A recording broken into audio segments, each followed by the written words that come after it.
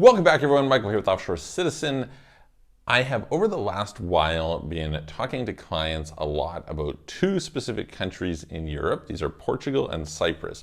Now, Portugal is very popular with a lot of people. It's got kind of a little cult following, groupies who are, promoting it, etc., and how great it is. And, there's lots to love about Portugal, so that's going to be on the one hand.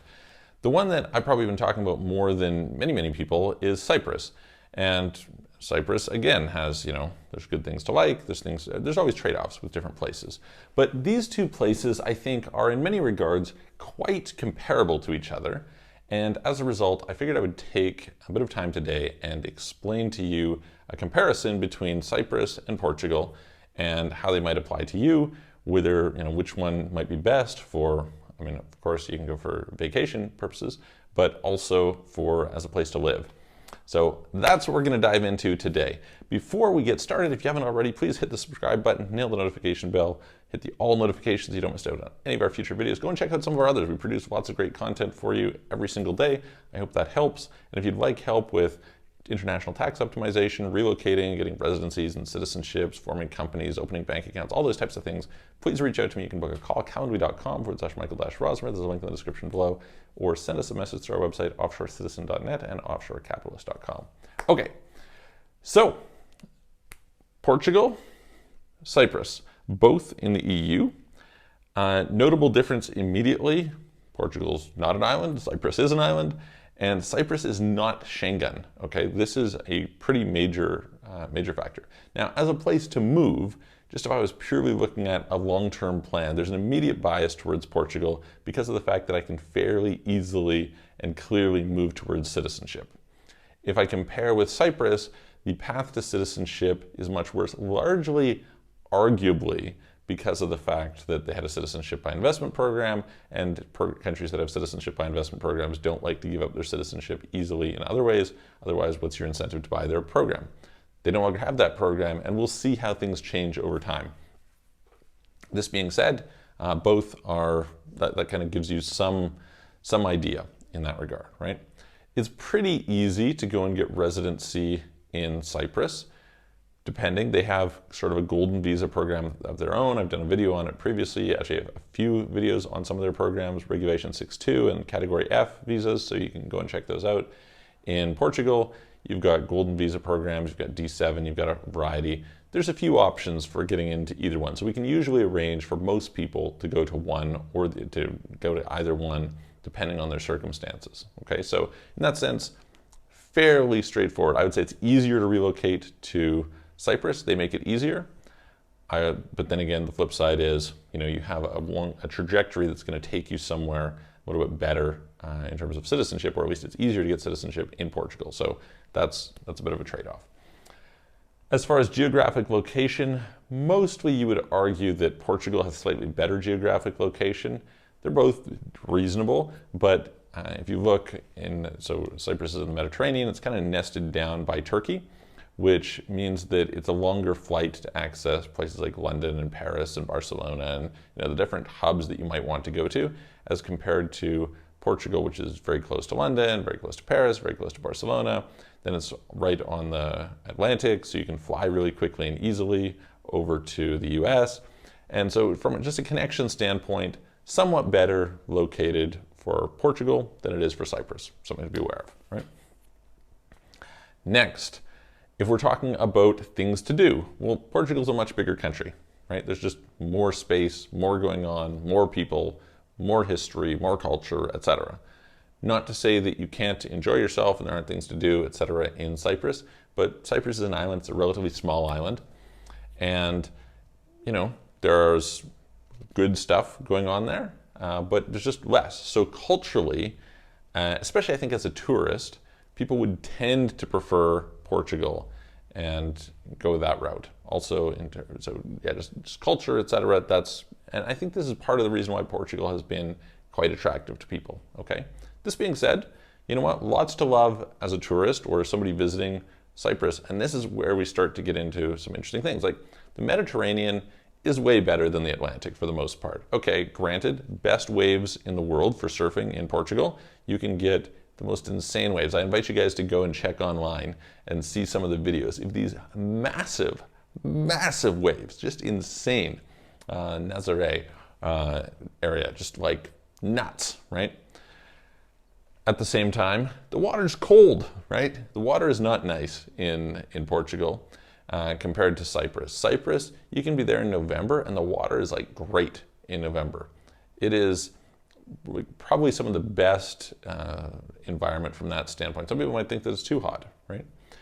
Obviously, if you're talking about Portugal, you have more geographic diversity in terms of temperatures. So for example, I have a very close friend who just moved from Lisbon to Porto.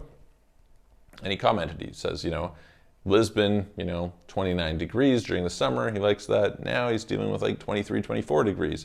And he's like, it's like not quite as nice in that regard.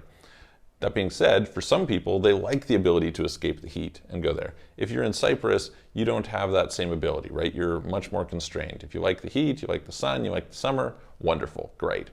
If you're in Portugal, yeah, again, not so much option in that regard. Costs, I would say costs are pretty similar. You're talking about relative, again, you can find parts of Portugal which are cheaper. You can go out into, kind of rural areas, etc. But if you're in some place like Lisbon or Porto, you're going to get similar costs to what you're going to get in Limassol or something like that, Larnaca or whatever in Cyprus. So those trade-offs are somewhat similar. Wages actually, interestingly, tend to be lower in Portugal than they are in Cyprus, and we'll come around to that in a second about why things are actually quite a bit better in that regard from the perspective of somebody who is working, but probably better to employ people in Portugal if you're talking about like employing, a cook or a maid or something, one of those types of services. From the perspective of running a business, I almost certainly prefer Cyprus in that regard, but we'll get into that in a second. So those are pieces.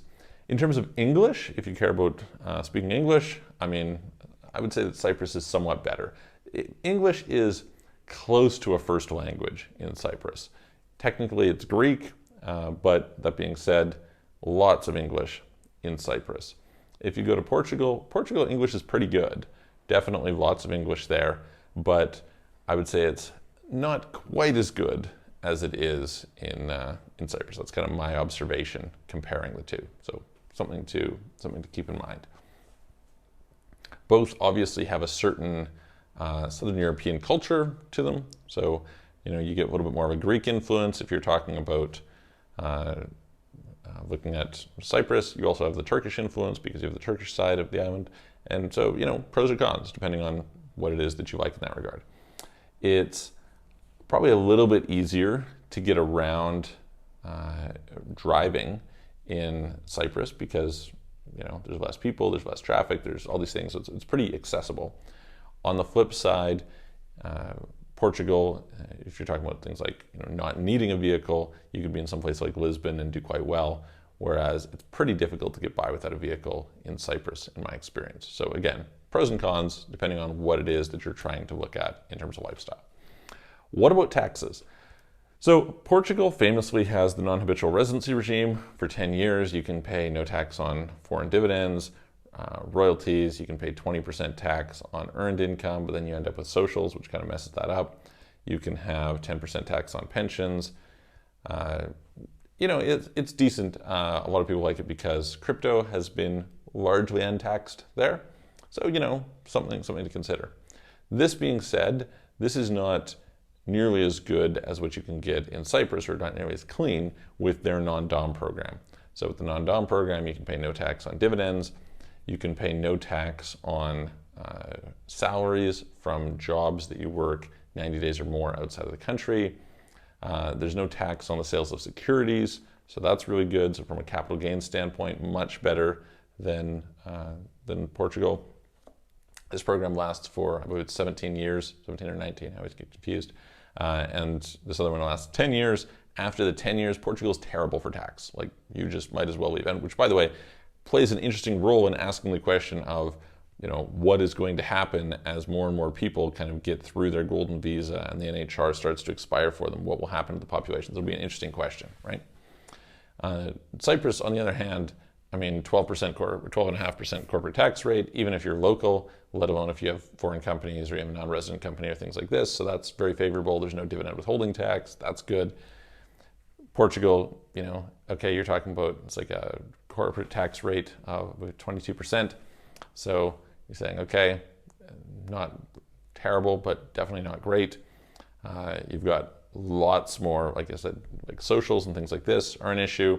So definitely taxes are much more favorable, or much more easily favorable for a much broader range of people in Cyprus. It's also easy if they give you lots of incentives. If you want to bring workers to Cyprus, etc., they make that quite simple. That's very good. So yeah, you can kind of play around with those two, and I think that's really worth considering. But very, very often, some people ask about crypto. Technically, there's no statement about crypto taxation in Cyprus. There's an argument you can make, I think, which is quite reasonable, that they're going to consider a security and tax it according to the same thing as securities. I don't see exactly why it should be taxable if the sale of bonds or stocks or whatever are not taxable. Why would crypto be? It's an interesting question, right? But even if you don't want to do that, it's quite easy to structure it through a company and optimize the tax in that regard. So generally speaking, tax planning, much easier. CFC rules, not such an issue, whereas Portugal has a blacklist and you have to kind of work around that. It's a lot more nuanced to try and do tax planning in Portugal. You certainly can, and that's workable, but less so. The minimum stay requirements in Portugal, if you're on the golden visa, it's minimal. You're talking about a week a year initially, and then like 2 weeks, so not too much. If you're on the other hand in something like a D7 visa, there's a lot of time that you need to spend in Portugal. True, you're in the Schengen zone, so you can get away with being around the Schengen zone, and that's appealing. Cyprus, you can, in a lot of cases, end up with virtually no time under the category or regulation 6.2 visa. You have to spend like 1 day every 2 years. Also, they're willing to consider you tax resident in Cyprus if you spent 60 days a year, so long as you don't spend more than 6 months anywhere else, which is really appealing. Portugal doesn't have anything like that. So from an economic standpoint, there's a lot of good planning that can be done in Cyprus that you can work it in Portugal, but it's a little bit tougher. Notably, these are both countries that I find people seem to like to stay in. One of the things I've commented on in the past is I look at not just where people go, but where people stay as a really interesting data point. So 2 of the common examples I give of places that a lot of people seem to go, but nobody seems to stay, or very few people stay, is Panama. Panama is the one that I've seen many, many people over the years go there and not a single person stay. If I look at Malta is another one where I've seen a number of people go or check out and very few people stay. I do have a few people who have stayed there, but very few. I don't find the same in Cyprus. I find that people are happy in Cyprus. They tend to stay, they tend to like it. Similar in Portugal. I find that people go there, they like it, they're happy, excellent. If I'm talking about kind of like building a team, etc., I mean, there's just so many advantages to doing that in Cyprus versus Portugal in terms of lower socials. Socials are really high in Portugal. In terms of being able to easily bring people in terms of lower corporate taxes, etc., that works pretty well. You're probably not going to want to bank in Cyprus, certainly not with a lot of money. It used to be quite a popular place, but we've had a bunch of issues, obviously, over the years that Cyprus has proven they're not very trustworthy in that regard. And so you're going to probably bank abroad. In Portugal, you actually can bank locally, and in fact, there's quite a few crypto-friendly banks, so you can do that if people are interested. This being said, I would probably only do that for personal banking, probably not for business banking. At least for a local company. If you can have a foreign company banking there, that's another thing. And so yeah, that's kind of a basic overview. I think they're both good countries in their own regard with their own drawbacks. So it would be nice if Portugal was on the Mediterranean instead of on the Atlantic. It would be nice if if Cyprus wasn't just a little island, but had a larger cosmopolitan base to it. It would be nice if there was a bit more nature there.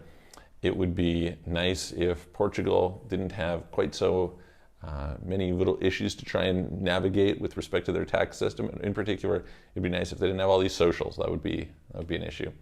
That being said, I think they're both great places for the right person, and many people go there. And I've been kind of talking to a lot of people who are interested in that European lifestyle, but with optimized tax.